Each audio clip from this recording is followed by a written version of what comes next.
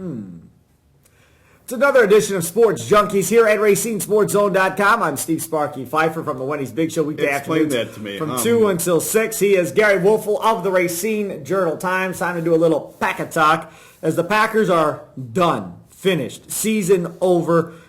And to be honest with you, I'm fine with it. The second half of this Packers season, I'm not going to say it's been torture, but it has just been heartbreaking, disappointing. After the start that they got off to see how the whole thing ended up before it was all over. Yeah, they had, 10, 11 wins? Great. That's fine. And in most teams I know, boy, Cleveland would be excited to have 10 or 11 wins, Sparky. I don't care. They don't have a Hall of Fame quarterback. You don't care? I don't care about Cleveland. Because, again, if they had a Hall of Fame quarterback, like the Packers do in Aaron Rodgers, they would be asking for the same expectations that we have, which is Super Bowls, right?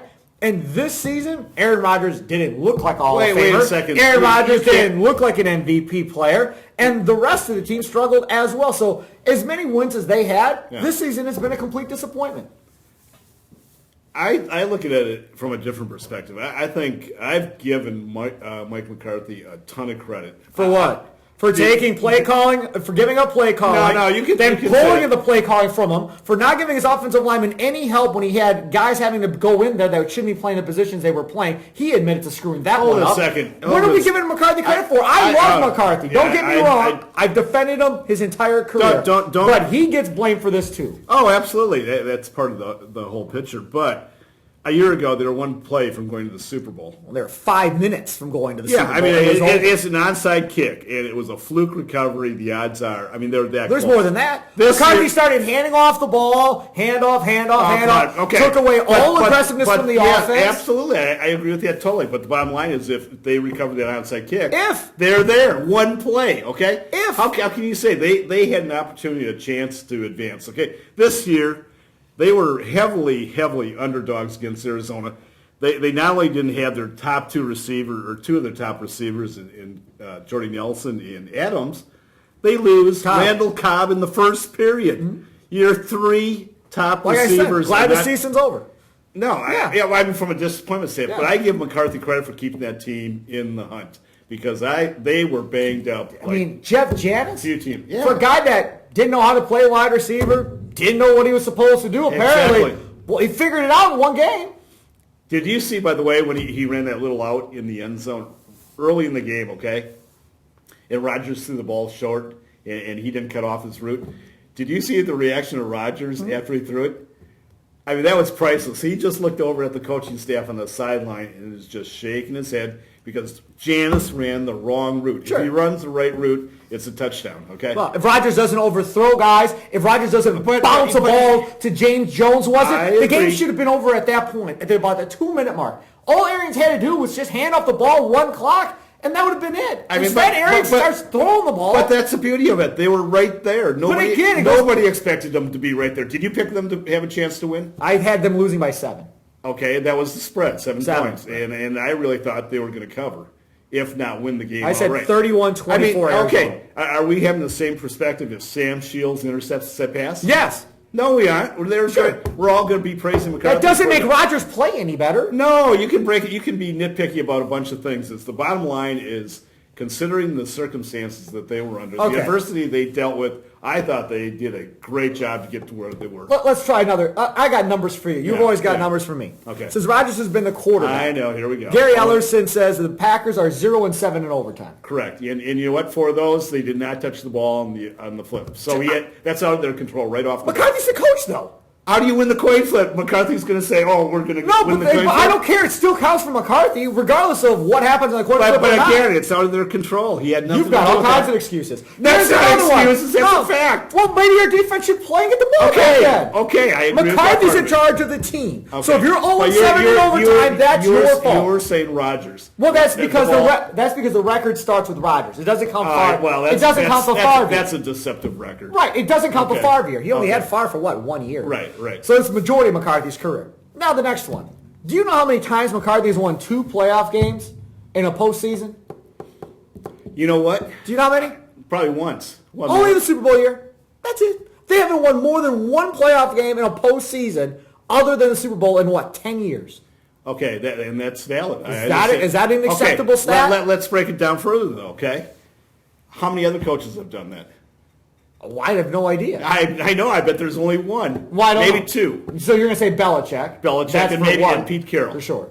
And maybe, I don't know. I'd have to look. I guess I never looked at it. Pete Carroll, too. They went to the NFC back-to-back Super Bowls, right. Yeah. But this is the thing. But outside that, where do you go? I mean, those stats, you can throw those out there. But well, I'm going to throw them out there because at some point you have to have, as McCarthy calls it to some reporter, McCarthy, by the way, dude, get over yourself. Because, seriously, I've had about enough of him going after reporters this year because you're not doing your job very well. There are a couple things here. Number one. Yeah, I agree with that. He's totally lost it. I've never seen him like this in press conferences.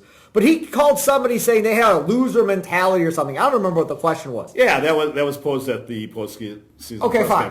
Well, then this is my point. Maybe the front office of the Packers should quit having a complacent attitude, a complacent mentality, and start demanding more of their coaching staff. You're preaching to the choir. Absolutely. Not only coaching staff, I think more should be asked of themselves. And the general manager. Ted Thompson. Yes, but now we're going to the board of directors in Green Bay because we don't have an owner. So the odds of Ted getting fired and McCarthy getting fired are slim to none. Now, having said that, so you have this season that's a disappointment. Mm-hmm. Lacey's overweight. Starks is fumbling the football. Not a good year. Offensive line is banged up and hurt, all that. You fire Sam Gash, the running backs coach, right? Mm-hmm. I'm not really sure what they wanted Sam to do exactly, but so he gets fired. And you go, okay, maybe he should have been the dietitian for Eddie Lacy. Not really know what they wanted him to do, but okay, he's gone. Then, an hour or so later comes news that the Packers have fired Jerry Fontenot, right, who's been there, I believe, since the beginning with McCarthy, or almost the beginning as an assistant offensive line coach and worked his way up. Now, Fontenot is in charge of the tight ends. Mm-hmm. Do they think Richard Rodgers is Finley? I mean, I'm agreeing with you on everything. Perillo, Rodgers, Corliss didn't play majority of the year. We have talked about how they needed a tight end for the last 2 years. Right, okay. But that's not Fontenot's problem. Not at all. So Fontenot gets fired. Now, if you're basing it on what position struggled and who should get fired, Alex Van Pelt should be out of a job. Because Rodgers didn't have a good year, missing throws all over the place, fundamentals weren't good with Aaron Rodgers, and they gave Van Pelt the wide receiver's job. Devontae Adams stunk. Flat out stunk this year when he was healthy. Randall Cobb, you gave all that money to. Welcome to the Steve Fifer Packer Red. He disappeared. So if you're going to fire guys based on, well, that position group didn't play well, Alex Van Pelt should be out of a job. Okay. Somebody defended me how he has a job. Every point I agree with you 100%. I didn't disagree at any of your statements. What I just am amused by is McCarthy has this press conference the other day, and someone specifically asked him about coaching changes, okay? And he gives this bogus response about how they're going to go through an evaluation process, and it's not even 24 hours, and 2 coaches are fired. Yep. Are you telling me that within that short of a span, you determined that they're gone? He knew at the press conference who was going, who wasn't going. And these guys constantly lie, whether it's at the NFL level, the NBA level, Major League Baseball level. And you know what? Most reporters don't care if they lie or not. But you know who's getting screwed is the general public, who spends all their time following these teams and believing everything these guys say. Oh, yeah. I mean, they're just protecting their territory. That's a great thing, though. I mean, fans say, "Oh, coaches, no, they're telling the truth." Media is right. blowing it up. Yeah, they're making more out of it than when there is. Most There's people no don't care. Yeah, exactly. Right. They don't care if they're reporting what the coach is saying. You know. No, I totally agree. So now, Mike McCarthy's going to come back next year. With whoever he decides to come in. I will say this. They better pull that wide receiver's job from Van Pelt. They better get a real wide receivers coach. He should not be the quarterbacks and the receivers coach. That is a big issue. No matter who you talk to, whether it's Gary Ellerson, the former Packer running back, Leroy Butler, whoever, they all agree there needs to be a specific position coach for the wide receivers. Mm-hmm. It can't be Van Pelt doing both jobs. And I don't understand. What I'm always baffled by is one of the things I disagree with McCarthy is he moves coaches around. And he's not the only NFL coach that does this. But, I mean, like Edgar Bennett was a running back his whole life. He knows the running back position inside and out.